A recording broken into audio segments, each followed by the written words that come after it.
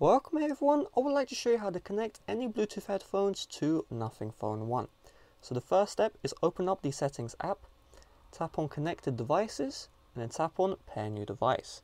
Leave the Nothing Phone 1 on this screen. Now you want to get your Bluetooth headphones and you want to place them into pairing mode.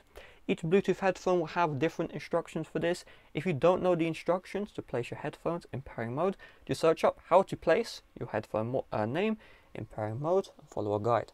So in my case, I just click and hold this button right here until I see a white LED, and once it starts blinking, it's going to be in pairing mode.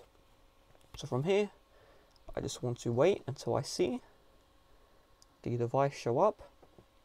And right now it's not showing up because my headphones are trying to connect to this other iPhone right here. So I'm just going to move this iPhone out of the way and I want to go back. Now I'm going to tap on pair new device again and we'll just wait. And there we go, you can see my headphones, AirPods Max will show up.